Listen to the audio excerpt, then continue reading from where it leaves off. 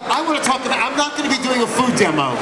You will not go home with samples from me. There are many other wonderful food samples here. I do not have a cookbook to sell you. I wish I did, but I don't. So you will have to get one from one of the other wonderful writers that are here. What you will get from me is something very different. It is an understanding of what this all means. What does this vegetarian, vegan lifestyle, what does this mean? And what it has meant throughout history is inspiration. Leonardo da Vinci. Biblical sources from everywhere around the world. The heroes that you have read about, that have been emulated politically, spiritually, have been vegetarians or vegans. Now, do we know what the difference is? Very important. Because until we came to the point in history where we had industrial farming, vegetarian meant not eating meat and meant having dairy products, as it almost does today.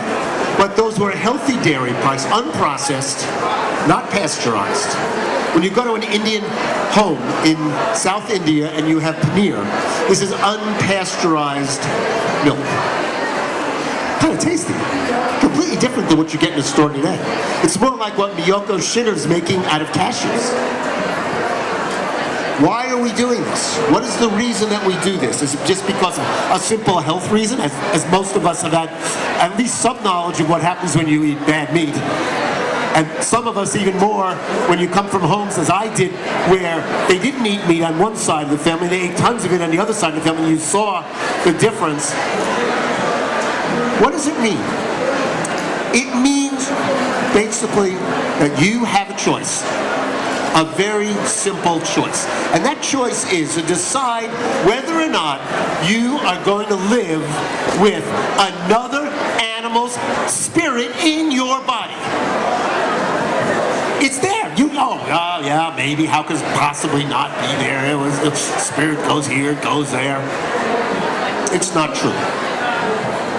If throughout history, every single vegan, vegetarian writer has said that they have seen the spirits of animals enter into the bodies of man through their mouths, not through their noses, not through touching, but through their mouths, and manifest themselves deeply, deeply inside the very core of your soul, it can only mean one thing. We've got a little bit of animal inside of us. Now, how do we deal with that animal? And that's what I want to talk about. Now, I personally deeply believe, there's my friend right there. How you doing? This is the future of veganism right here. This kid. He's sitting quietly also. I believe that if you are a vegan and you use organic vegan products in the way they're meant to be used. Wait a minute, I have a sample of one here. Oh, this is what it turns into when it's commercial. But if you use organic, herbal, vegan products the way they're meant to be used, I think in Colorado and Washington it's called medical marijuana now, but they don't mean that at all. They really don't mean that. If you use those products the way they're meant to be used, you can have the most deeply spiritual animal experiences of your life. And the proof of this is Aesop's fables. And the Indian animal writer whose name right now of the Panchachandra, Panchachandra, right? Does anybody remember? Because I've been standing here and I have a cold and that name is gone. But it's the Indian equivalent of that. There's a Persian equivalent of that. And there's La Fontaine. All of them wrote fables. And those fables are about the souls of animals seen through the prism of man. And one of the greatest one of the great writers of animal fables was Franz Kafka. And I want to use him as an example of what I mean when I say vegan creativity. The power to use your lifestyle, your great frame of commitment, the thing you do when you get up in the morning and before you go to bed at night, you eat. It's the thing you do. Only thing that you do more than that is breathe. It's the thing that makes you move. It's the motor fuel. It's the energy that you have. And Kafka had this. And yeah, okay, I was a lit major. I have to admit that it ruined me, and it made me have to read interesting books with great stories and then fantasize about all these writers and write papers and all that. But that was 1,000 years ago. And it still holds true to this minute that when I think about Kafka's great story, Metamorphosis, in which one day Gregor Samsa awakens to discover he is a what? Come on, who knows what he wakes up? A cockroach? A bug? A dung beetle? And it's translated to cockroach now because those unfortunate Nazis. Oh, by the way, speaking of Nazis, Hitler was a vegetarian, so was Gandhi. Don't let anybody pull that. Hitler was a vegetarian, and vegetarians are horrible shit on you. Just remind them of that. And actually he wasn't a vegetarian. His doctor made him try being a vegetarian. He hated it, and he would fake it. He would go into the kitchen at night and eat pork chops and with schlag on it. Anyhow, he woke up a dung beetle. Or, as it's translated from the German, a horrible vermin, a disgusting vermin. So we say cockroach. Now, what does that mean? It means a thing that you would trample on, that you would kick, that you... Are you twins? Not fair to have two people look so much alike and not be twins. It would mean that this creature would be loathed, be hated everywhere, anywhere that you went. Only the Egyptian scarab, the dung beetle that moves through the sand, pushing its own dung in front of us, is worshipped because it is so disgusting. Because it is the soul of the universe. Because we are what we are pushing. All right. So what does that mean? It means he wakes up in the morning and he is disgusting. Living in a family of people who don't understand why he's disgusting. It's very simple why he's disgusting. Psychologists, psychoanalysts have said it's because he was alienated from society. It's the new alienation. No, that's not at all why it was. It was because he was a vegetarian, because he was a vegan. Read the story, it's in the text. He only ate lettuce and only ate scraps of vegetables and brought to him shoved under the door. He couldn't go sit at the table. His mother fainted. His sister couldn't understand what the heck had happened to him. He'd been hanging out with vegetarians at the kosher dairy restaurant at B&H on 2nd Avenue. And at the old Ragners, the guy was hanging out with the gang down there with the old gamblers and the show business people. It was Kafka. He'd become a vegetarian. His family is a family of Orthodox butchers. What do you do about that? How do you overcome a family of meat eaters, Orthodox Jewish meat eaters on top of it? Are there any Orthodox Jewish meat eaters here? Good, because I'm going to tell you what I think about Orthodox Jewish meat eaters. They got a lot of suffering coming, and that's why they need to have so many doctors in the family, because all that meat is going to make them sick. And I know I'm not supposed to say it, it's not politically correct, but look, excuse me, it's me talking. This is what you get. 48 years of being a vegan, and you get a politically incorrect vegan literary analyzer. So this bug in a bed is only eating meat and his family hates him. Because he can't, he's the oldest son, he's the heir, he's the guy who's going to get the house, the business, the money, He's got 3 sisters. He's going to have to marry off. All this stuff is in this story. But the essence of the story is he's a vegetarian. And Kafka is saying in this fable, this bug is hated by his family. Vegetarians are hated by their family at Thanksgiving, at Christmas, and all those family holidays. Everywhere where they're having like the pork platter and the roast beef platter and the brisket platter and God only knows what other kind of stuff. We hate the vegetarians. They're ruining it for us. They're reminding us that we have animal souls, tortured dead animal souls inside of us, and you vegetarians are reminding us of that. Get out! Go have your own party somewhere! That's what Metamorphosis is about. Alienation. Please. I'm alienated. I'm on stage here by myself.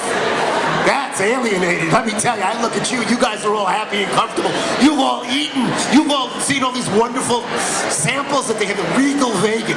Regal Vegan. What is a Regal Vegan? That's what I want to know. I didn't get even close to that. There's a line like 18 people over there.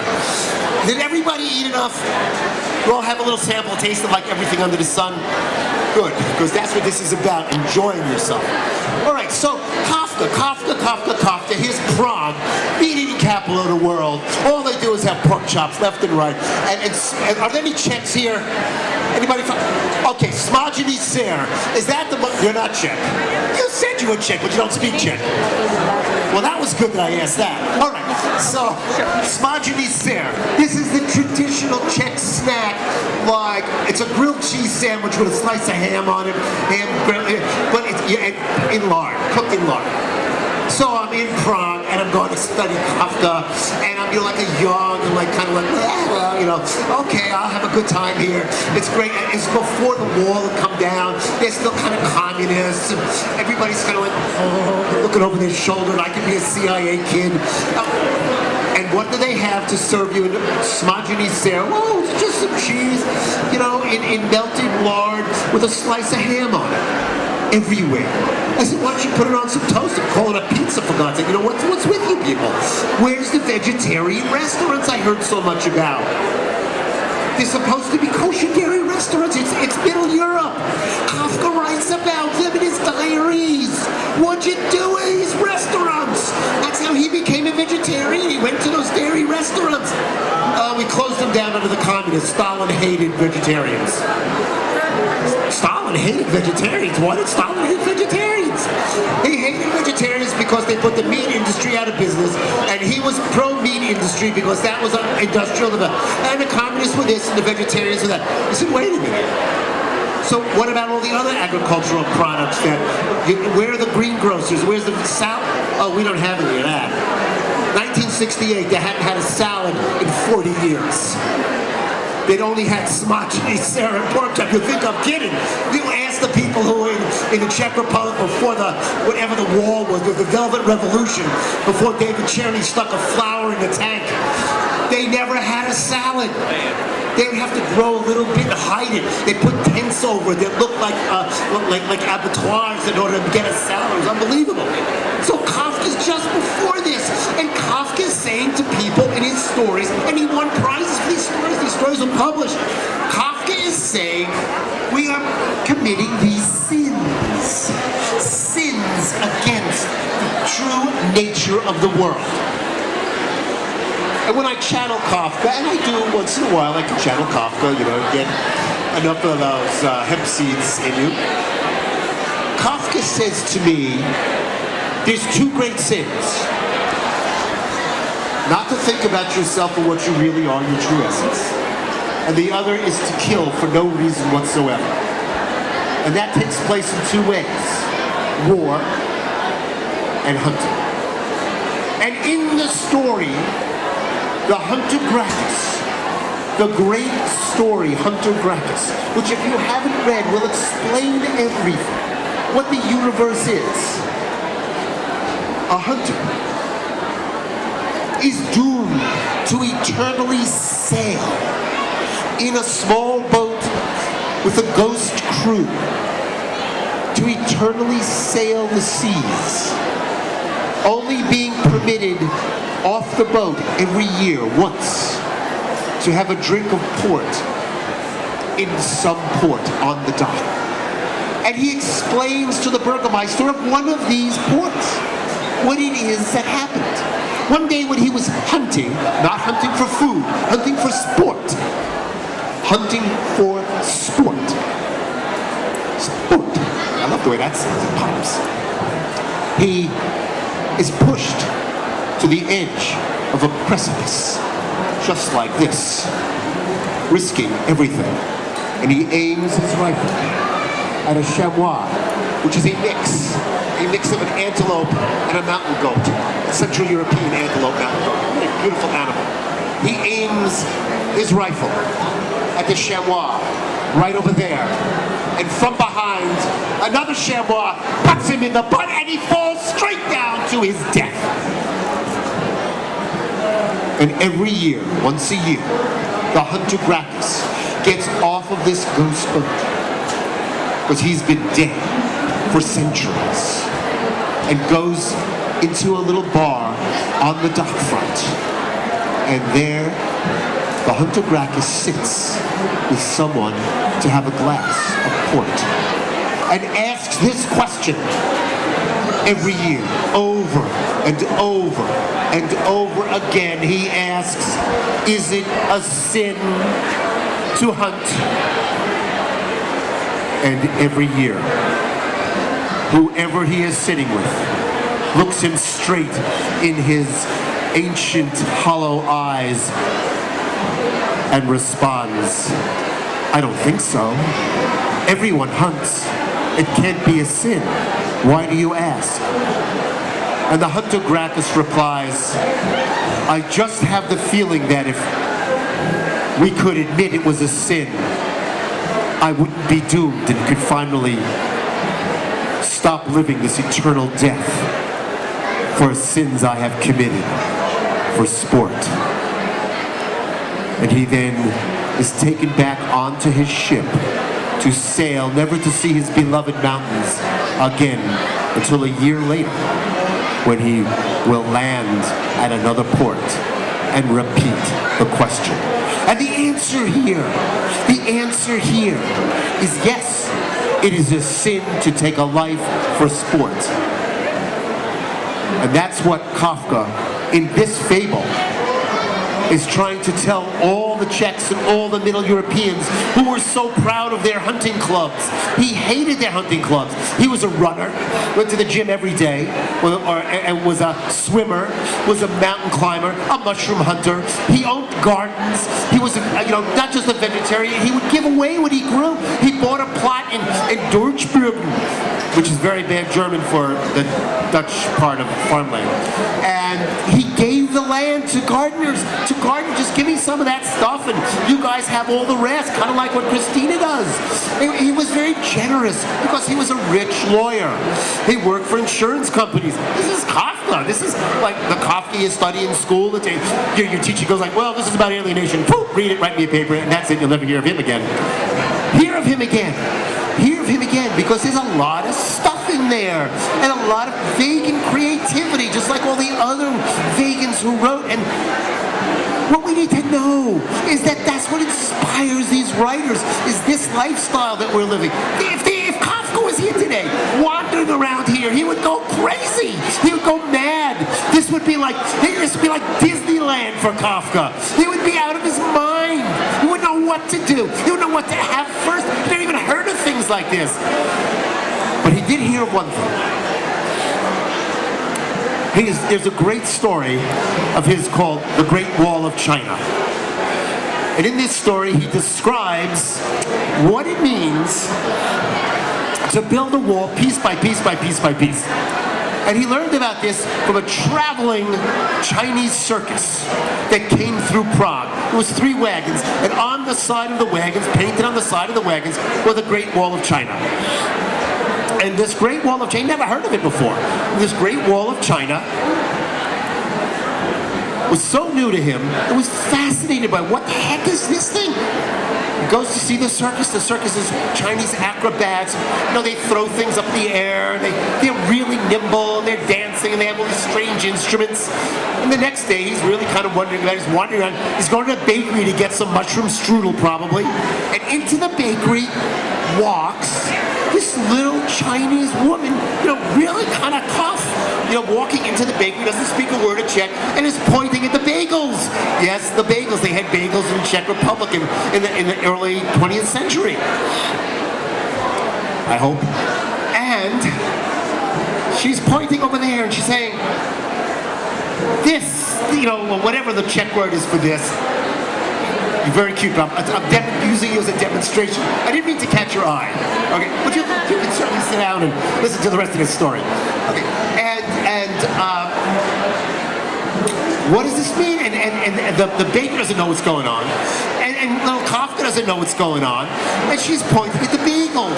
So Kafka says to the baker, give her one of the bagels. Maybe she wants a bagel. She wants to try a bagel. How often do Chinese people get bagels in China?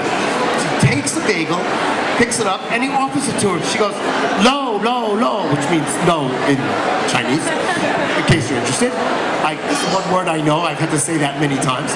And she points instead to the flour on the counter, picks the flour up, and is letting it flow through her fingers. And it's gluten flour. And she wants the gluten flour. And Kafka says, well, what is it? What's going on here? And he points to her, and he, just like this, and goes like, this is the universal. It doesn't matter where you are, anywhere in the world, including Mars. You go like, which is the French shrug. It means what? What do you want? Come on, tell me what you want. And she points in the back in the kitchen. And the baker has this big kitchen in the back. Kafka says to the baker, let's take her back there. What do we got to lose? There's two giant guys. There's this little woman. They go back there. And she points to a sack of flour on the floor. The wheat flour. She opens it up, takes it, throws it into a bowl. She's looking at it. She says, get some water, put some water in it, and waters it, and waters it, and drains off the water, and waters it, and waters it, and drains off the water, and waters it, and waters it, and drains off the water until an hour later, it's seitan. Or as they say in Chinese, kofu. I'm saying it right, kofu. And this kofu is a bagel. It's a bagel. But it's just a big lump of bagel. And the baker looks at it and says to Franz, to Kafka, this is not bad. This has got a lot of protein in it. This could be used for something. I think that we could do something with this. Kafka says, wait a minute, I know what we could do with this. Cut me off a few slices. I want to take it. I'll pay you for it. He says, you better, because I lost a whole lot of bagel flour in here. Franz takes it home and puts together the world's first seitan goulash. Brings it to his family's home for Friday night dinner, which he hadn't been to for months, because all they would do is eat this heavy meat goulash. You know what goulash is, right? It's mulligan stew. Everybody has a name for it, different name for it. And as my family who's sitting here will attest, seitan goulash is out of this world. And it replaces the meat, and you put mushrooms in it, and you put everything else in it. But that it comes from China. The mix of using the same ingredients that we have universally, wheat, to create a substitute for meat that we flavor with the same spices, with the same other vegetables, is one of the secrets of Kafka's genius. In that we are Middle Europeans. We don't have to eat meat.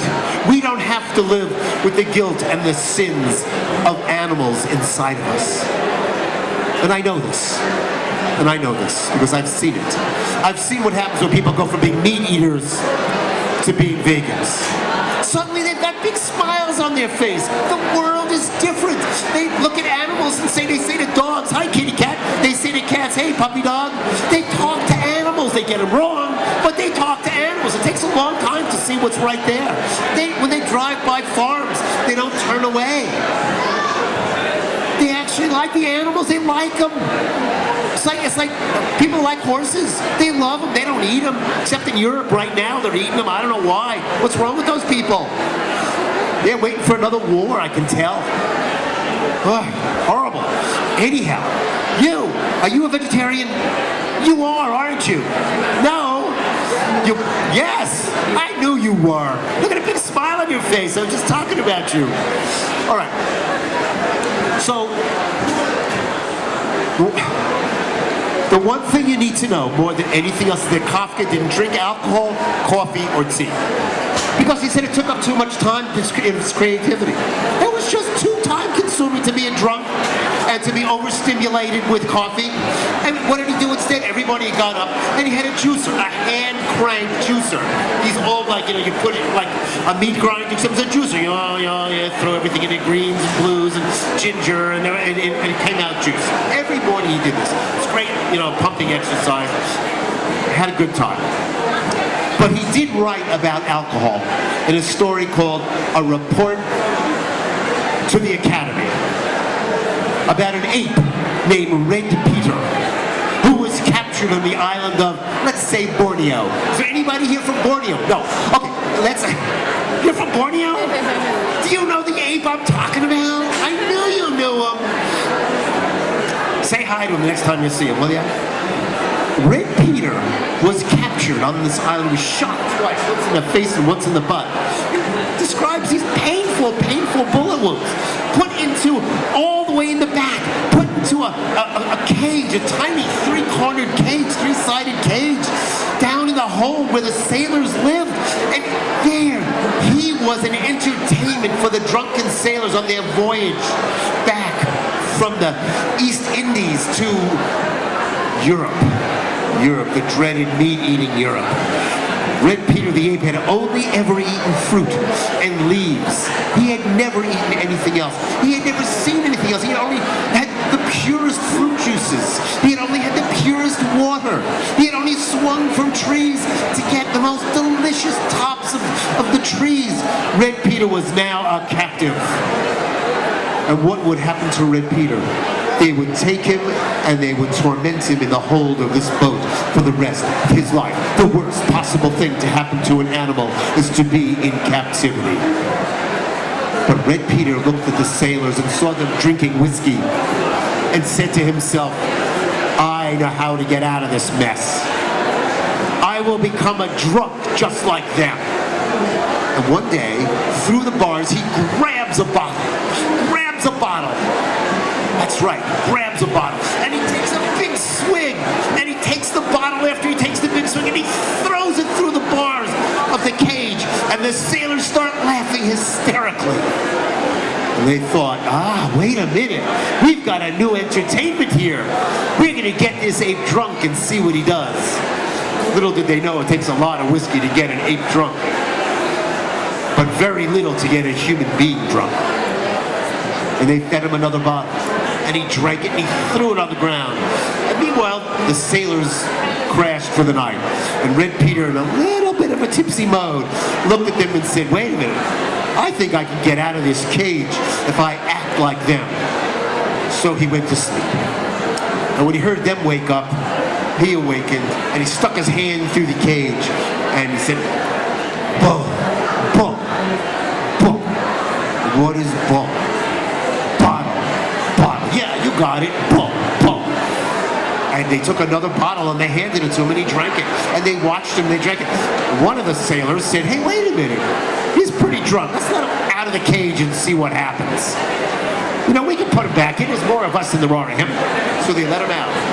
And Red Peter sits the same way they sit at the edge of their seats like, oh, man. This is really something. Oh, man, And Red Peter says, and they give him another bottle. And one sailor says to the other, man, he's really drunk. And Red Peter looks at that sailor and says, drunk, drunk, drunk. And they all laugh hysterically, and Red Peter laughs with them. And within a few days, they were feeding him his fruit with their hands, and they were giving him bottles of whiskey, and he was communicating with them until finally he said, "Hey, how about if we go up to the top deck so I can get a little sun? Promise not to jump overboard, I can't swim." And the sailor said, "Okay." And the captain of the ship, a brilliant man, said, "Wait a minute, I see opportunity and I see money here. If I can train this ape to act like a human being, I can put him on the variety vaudeville stages of the world." And this story was written before King Kong, the film, was made. And that's important to know.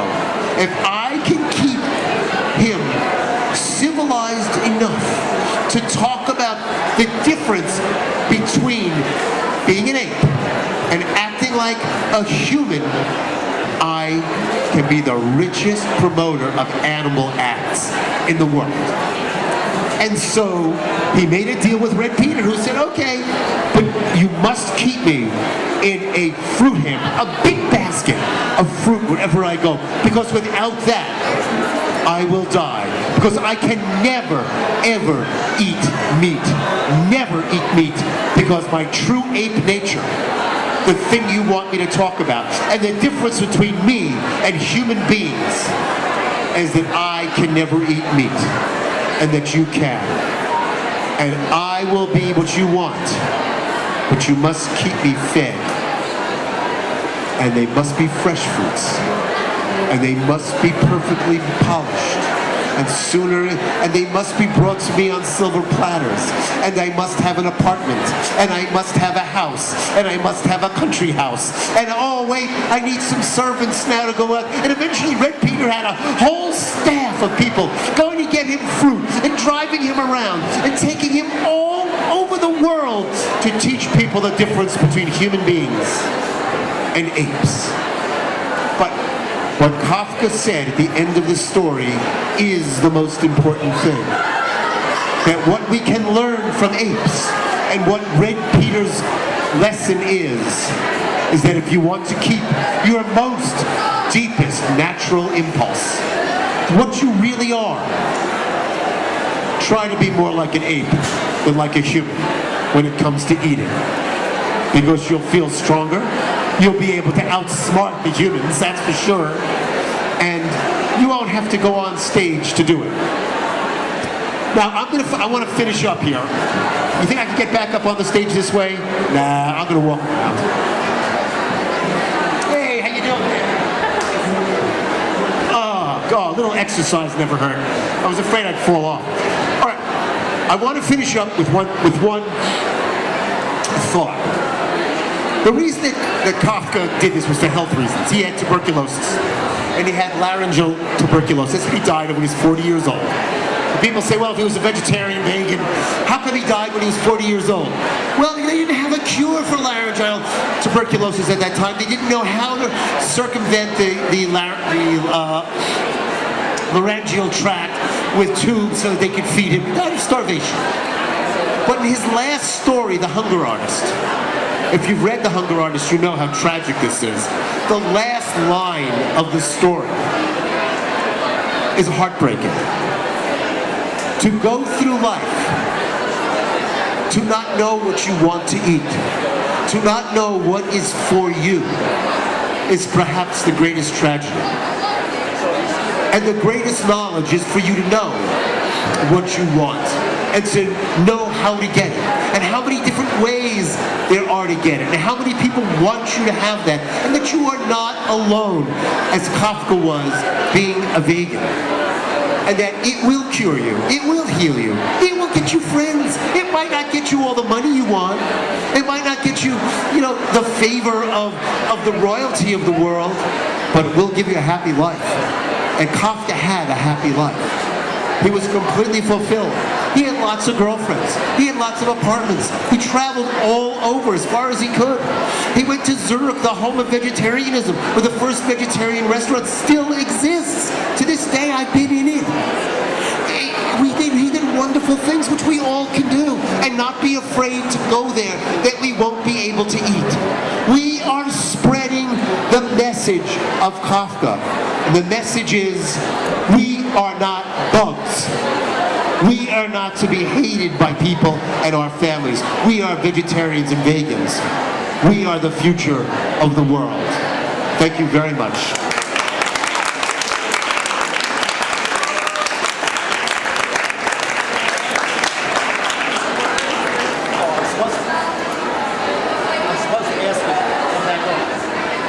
I'm supposed to ask you, are there any questions? Thank goodness, okay. They made me do that. All right, I'll be back.